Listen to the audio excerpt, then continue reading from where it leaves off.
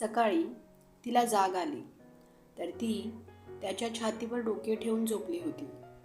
त्याने तिला आपल्या बाहुपाशात कैद केले होते. ती त्या जागी खूप सेफ फील करत होती.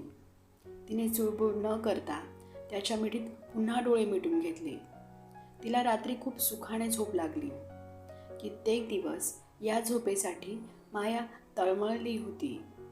आशिषची पत्नी झाल्यापासून तिला सुखाची झोप कधीच मिळाली नाही. पण सुहास आयुष्यात आला आणि हरवलेले सगळे गवसले.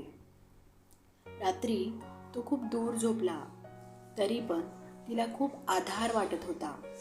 पण तिला ते स्वप्न पडले नाही. रात्रीच्या निर्धास्त झोपेत कधी ते जवळ येऊन झोपले कळलेच नाही. ती पूर्ण त्याच्या बाजूला गेली होती. तो बिचारा झोपेतही एका कडेला झोपला होता. पण ही स्वतःहून छान मिठीत गेली होती. बेड पूर्ण रिकामा होता आणि हे दोघं एका कडेला. शरीराभोवती हातांचा वेढा होता. तिला आता कसंही चालेल पण त्याचा स्पर्श हवाहसा वाटत होता. सर्वांगावर शहारे उमटले.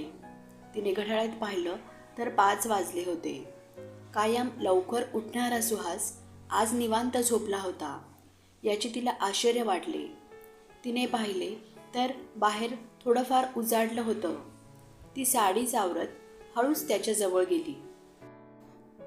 हात बाजूला करून उठली आणि त्याच्या कपाळावर ओठ ठेवले. उठून पुढे सरकली तर तिच्या साडीचा पदर त्याच्या पोटाखाली होता. झटका दिल्याने तो निसटला. ती तो काढून घेण्याचा प्रयत्न करत होती. याच्या वजनाने तो निघतच नव्हता. तिने तो पदर जोरात खेचला पण खेचताना तिचा स्वतःवरचा बॅलन्स गेला आणि ती खाली पडली. तशी याला जाग आली. तो घाबरून कुशीवर झाला आणि धाडकर जमिनीवर पडला. तशी त्याचे डोळे खाडकन उघडले. तो पडला आणि माया जोरजोरात हसायला लागली. तो उठून बसला. त्याचे शरीर थरथरत होते. अचानक पडल्याने डोळे विस्तारले होते. तो डोळे विस्तारून बघत होता तर ती मोठ्या मोठ्याने हसत होती. तिचे हे खळखळून हसणं तो पाहतच राहिला. तो पडला आणि माया जोरजोरात हसायला लागली. सकाळी सकाळी मस्त सुरुवात झाली. मनाला आनंद देणारे. आजचा दिवस खूप मस्त जाणार आहे माझा. तिचा चेहरा आणि त्यातील हसरा चेहरा पाहून दिवसाची सुरुवात झाली. म्हणजे नक्कीच भारी जाणार आजचा दिवस. तो मनाशी बोलत होता. सॉरी असं पडला म्हणून मला हसू आलं. So sorry.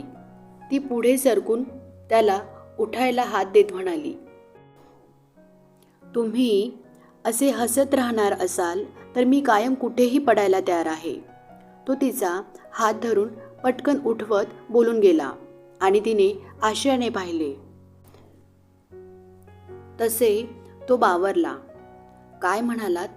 कुठूनही पडायला तयार? नको, त्यापेक्षा प्रेमात पडा माझ्या. बस. तिने त्याला बरोबर शब्दात पकडले. तसा तो गडबडला. तुमचं पायाचं कसं आहे? बघू सूज आहे का अजून? तो विषय बदलत म्हणाला. तसेच ती गालात हसली. त्याची झालेली तारांबळ पाहून माया हळूच हसली आणि तिने थोडी साडी वर केली. त्याने चेक केलं. तो नेहमीप्रमाणे दिवस गेला. त्यानंतर त्यांचे रेग्युलर रुटीन सुरू झाले. ती सगळ्यात मिसळत होती. शिकून घेत होती. नवनवीन चालीरीती परंपरा समजून घेत होती.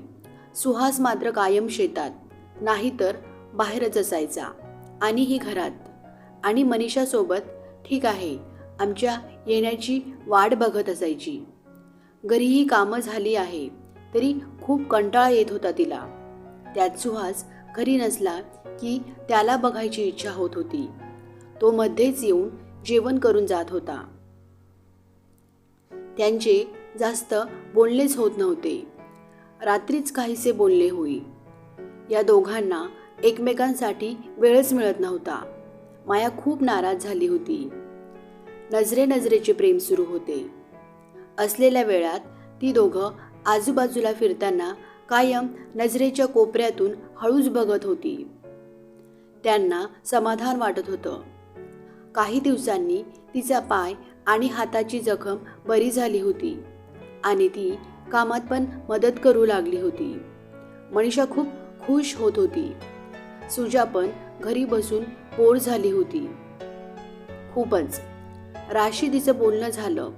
त्यानेही तिला तेच सांगितलं जे सुजाने मायाला सांगितलं होतं, तिच्या ऑनलाईन प्रेमाबद्दल. राजला खूप काळजी वाटत होती, पण जेव्हा हे सर्व सांगितलं तेव्हा तो गप्प झाला. हे तिला कळलं होतं, पण शेवटी नशीब म्हणून तिने स्वतःला समजावं. ती खूप खुश होती कारण त्यांनी तिला संपर्क केला होता. तोही तितकाच बेचैन झाला होता. तिच्याशिवाय यावरून तिलाही कळलं होतं की आपल्यावर तेवढंच प्रेम करतो. भेटण्याबद्दल बोलल्यावर त्याने 1 महिन्यात भेटू असं सांगितलं होतं. त्यामुळे जरा ती नाराज झाली होती, पण तरीही ती त्याच्याशी बोलत होती. असेच दिवस जात होते आणि यांचे नाते थोडेफार सुधारले होते. पण जास्त वेळ मिळत नव्हता एकमेकांना. सकाळ नंतर संध्याकाळचीच वाट पाहावी लागत राहायची. एक दिवस सुहास लवकर शेतात निघून गेला. सोबत मित्र पण होता. दोघे मिळून काम करत होते. सकाळी गेलेला तो कामामुळे त्याला घरी जायला मिळाले नाही. जेवणही नाही. कामातच गुंग झाला होता. तेवढ्यात त्याचे लक्ष समोर गेले आणि अवाक होऊन पाहतच राहिला.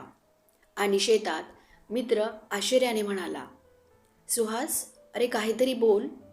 गप्प उभा राहून तिच्याकडे बघत होता. ते पाहून मित्र त्याला हलवत म्हणाला, हो ना, मीही तेच बघतोय.